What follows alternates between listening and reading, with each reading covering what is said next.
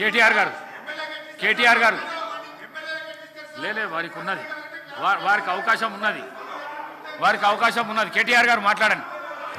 Speaker sir, నేను మీ ప్లేస్లలో పోయి కూర్చోండి. శ్రీయర్ సార్ మీరు మీ ప్లేస్లలో పోయి సార్ ప్లీజ్. వారి పేరు కూడా తీసుకున్నారు, వారికి కూడా ఇవ్వండి సార్. కడియం శ్రీయర్ గారు పేరు తీసుకున్నారు, వారికి కూడా ఇవ్వండి. స్పీకర్ గారు ప్లీజ్ ముందు దయచేసి మీకు విజ్ఞప్తి సార్, మీరంటే మాకు అపారమైన గౌరవం ఉంది. స్పీకర్ గారు, గౌరవనీయులు పెద్దలు, మీరంటే మాకు అపారమైన గౌరవం ఉంది.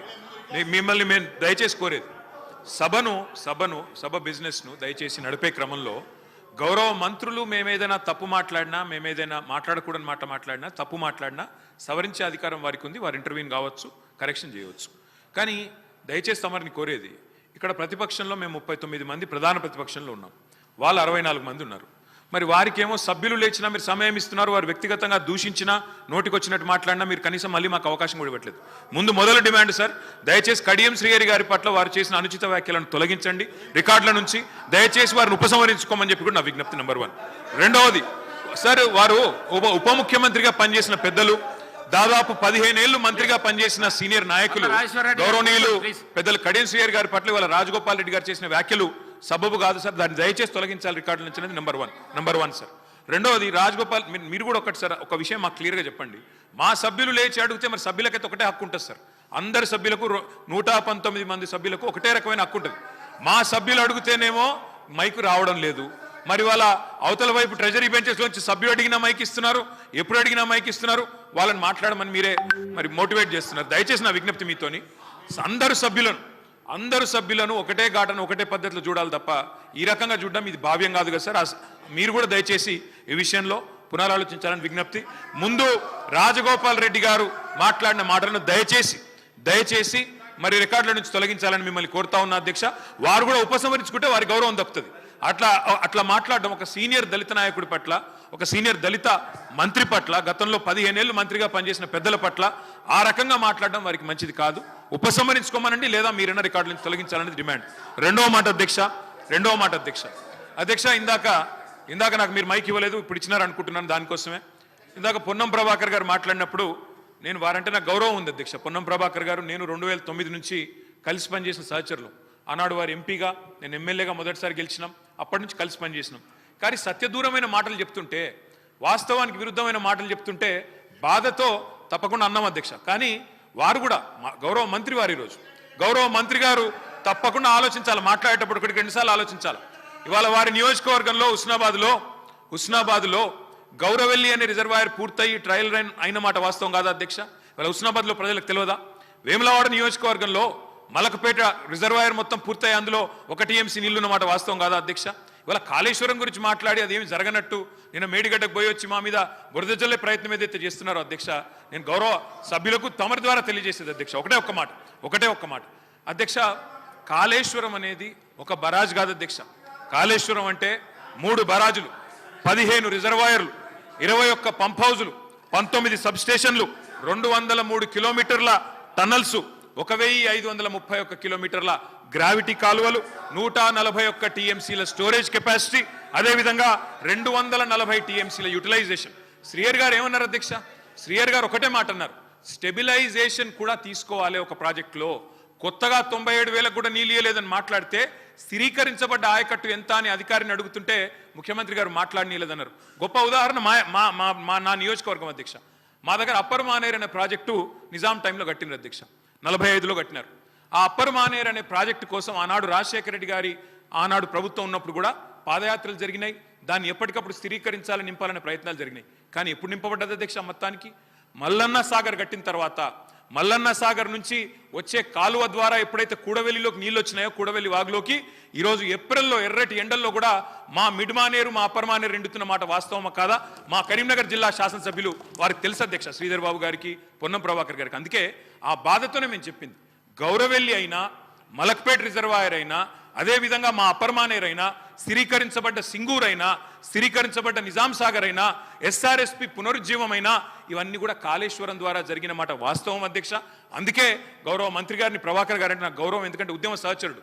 ఆనాడు పార్లమెంట్లో వీరోచితంగా పోరాడింది కాబట్టి మా నాయకుడు కేసీఆర్ గారు కూడా కరీంనగర్లో ఇక్కడ అక్కడ కాదు అధ్యక్ష, కరీంనగర్కి వచ్చే బహిరంగ సభలోనే వారిని అభినందించారు. కాబట్టి మాకు అట్లాంటి మంత్రి గారిని అగౌరవపరిచే కుసంస్కారం లేదు. కానీ మంత్రి గారు కూడా వాస్తవాలు చెప్పాలి అధ్యక్ష. గౌరవెల్లి పూర్తయిన మాట వాస్తవం, ఎన్జిటి స్టే ఉన్న మాట వాస్తవం, మలక్పేట పూర్తయిన మాట వాస్తవం, ట్రయల్స్ జరిగిన మాట వాస్తవం. కాళేశ్వరంలో, ఇంత పెద్ద కాళేశ్వరంలో 3 బరాజులు, అదేవిధంగా 15 రిజర్వాయర్లు ఉండే కాళేశ్వరంలో ఒక్క బరాజులో 3-4 పిల్లర్లకు ఇబ్బంది జరిగితే దాన్ని రిపేర్ చేయండి. ఇప్పుడే మా గౌరవ పెద్దలు కడియం శ్రీహరి గారు డిమాండ్ చేసినారు, దాన్ని రిపేర్ చేయండి. రైతుల మీద కోపం పెంచుకోకండి. కేసీఆర్ గారి మీద కోపం ఉంటే, రాజకీయంగా ప్రయోజనం కావాలనుకుంటే ప్రయత్నం చేయండి. కానీ ఆ ప్రాంత రైతాంగం పట్ల కక్ష కట్టవద్దు. నింపండి, మేడిగడ్డ నింపండి, కాళేశ్వరంలో పంపింగ్ స్టార్ట్ చేయండి. వాళ్ళ 5,000 క్యూసెక్ల నీళ్లు కిందికి పోతున్నాయి. ఇది రాజగోపాల్ రెడ్డి గారు. అధ్యక్ష, ఇప్పుడు నేను ఏమంటున్నా, అంత గొప్ప మనసున్న మనిషి కదా కేటీఆర్ గారు, అంత గొప్ప మనసున్న మనిషి. రాజగోపాల్ రెడ్డి గారు ఒక్క నిమిషం. గౌరవ ముఖ్యమంత్రి గారు. స్పీకర్ సార్, గత 3 రోజుల నుంచి లీడర్ ఆఫ్ జౌస్ కూర్చోండి ప్లీజ్. శాసనసభలో తమరి అనుమతితో కృష్ణానది జలాల మీద కావచ్చు, గోదావరి నది మీద నిర్మించిన కాళేశ్వరం ప్రాజెక్టుకు సంబంధించి మేడిగడ్డ కావచ్చు, అన్నారం కావచ్చు, సుందిళ్ళ కావచ్చు, లేకపోతే పంప్ హౌజుల విషయంలో కావచ్చు, చాలా విషయాలల్లో మనం చర్చించుకుందాం. చూసి వచ్చి ఈ సభలో వాస్తవాల ప్రాతిపదికన చర్చ జరపాలి అని తమరి అనుమతితోటి మనం నిర్ణయం తీసుకున్నాం. వాస్తవంగా ఈ రైతుల పట్ల, తెలంగాణ సమాజం పట్ల గౌరవం ఉంటే ప్రధాన ప్రతిపక్ష పార్టీ ప్రభుత్వ ఆహ్వానాన్ని దృష్టిలో పెట్టుకొని అందరం కలిసి అక్కడికి వెళ్ళి ఆ ప్రాజెక్టులను పరిశీలించి అక్కడ జరిగిన నష్టాన్ని, రైతులకు వచ్చిన కష్టాన్ని అర్థం చేసుకొని ఆ సమస్యకు ఒక పరిష్కారం చూపించే అవకాశం ఉండే. రాకపోను కొత్తగా వచ్చిన ప్రభుత్వమే ఏదో తప్పు చేసినట్టు, ఈ తప్పుకు కొత్తగా వచ్చిన వాళ్ళే బాధ్యత అయినట్టు నల్గొండ జిల్లాలో వాడిన భాష మీద చర్చ చేద్దామా అధ్యక్ష?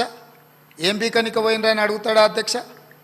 మాజీ ముఖ్యమంత్రిగా 10 ఏళ్ళు పనిచేసి, కేంద్ర మంత్రిగా పనిచేసి, రాష్ట్ర మంత్రిగా పనిచేసి, శాసనసభ్యుడిగా పనిచేసి, పార్లమెంటుగా పనిచేసి, గొప్పలు చెప్పుకొని జబ్బలు జరుచుకునే ఉద్యమకారుని అనేట ఆయన ప్రధాన ప్రతిపక్ష పార్టీ హోదాలో ఉండి ఒక రాష్ట్ర ముఖ్యమంత్రిని పట్టుకొని ఏం బీకనిక పోయినావు అని అడిగితే, రా ఇప్పటికే ప్రజల్ని ప్యాంట్ ఊడబిక్కురు, ఉన్న అంగీ చొక్కా కూడా ఊడబిక్తాం. ఇప్పటికే తెలంగాణ ప్రజలు మొన్న జరిగిన ఎన్నికలలో మీ పాయింట్ ఊడబిక్కిరు. ఇవాళ ఆ పాయింట్ ఊడబిక్కితే చెప్పుకునే దిక్కు లేక బొక్కబోర్లో పడితే బొక్కలు ఇరిగినాయి మీకు. అయినా మీ బుద్ధి మారలేదు. ఒక ముఖ్యమంత్రిని పట్టుకొని ఏం బీకనిక పోయినావని అడుగుతారా అధ్యక్ష? ఇది పద్ధత? ఈ రాష్ట్రం 4 కోట్ల ప్రజలు ఓట్లేసి గెలిపించిన ముఖ్యమంత్రిని పట్టుకొని ఏం బీకనిక పోయినావని అంటారా అధ్యక్ష? ఇదేనా తెలంగాణ సాంప్రదాయము? ఈరోజు నేను మళ్ళీ అడుగుతున్నా అధ్యక్ష, ఈరోజు మేడిగడ్డ మేడి పండులాక కుంగిపోతే మేడిగడ్డల నీళ్లు నింపడానికి అవకాశం ఉందా అధ్యక్ష? ఇవాళ మీరే సాగునీటి పారుదల శాఖ మంత్రులుగా పనిచేసారు కదా. చంద్రశేఖరరావు గారు, హరీష్ రావు గారు ఇద్దరు సాగునీటి పారుదల శాఖ మంత్రిగా పనిచేసారు కదా అధ్యక్ష. ఈరోజు వాళ్ళకే పెత్తనం ఇస్తాం, వాళ్ళనే చేయమని ఉండ్రి. ఈరోజు ఏ రకంగా మేడిగడ్డలో నీళ్లు నింపుతారో, మేడిగడ్డ నుంచి నీళ్ళు ఎత్తి అన్నారంలో పోస్తారో, అన్నారంలో నుంచి సుందిలలో ఎట్లా పోస్తారో బాధ్యత వాళ్ళని తీసుకోమని ఉండ్రి అధ్యక్ష. మొత్తం కుంగిపోయి కుప్ప కూలిపోతుంటే ఈరోజు అక్కడ నీళ్లు నింపడానికి ఏమాత్రం అవకాశం లేక పూర్తిగా ప్రాజెక్టు దెబ్బతిని ఖర్చు పెట్టిన 94,000 కోట్ల రూపాయలు వృధా అయిపోయి ఈరోజు మొత్తం ప్రాజెక్టే దెబ్బతిన్న పరిస్థితుల్లో ఈరోజు ప్రజల దగ్గరికి వెళ్ళి సమాధానం చెప్పుకోలేక శాసనసభకు రావాల్సిన ఉపనాయకుడు ఇక్కడ సభలోకి రాకుండా పారిపోయి ఈరోజు చర్చ చేద్దామంటే రాకుండా ముఖ్యమంత్రి గారిని పట్టుకొని ఇట్లా మాట్లాడొచ్చా అధ్యక్ష? అందుకే నేను ఒక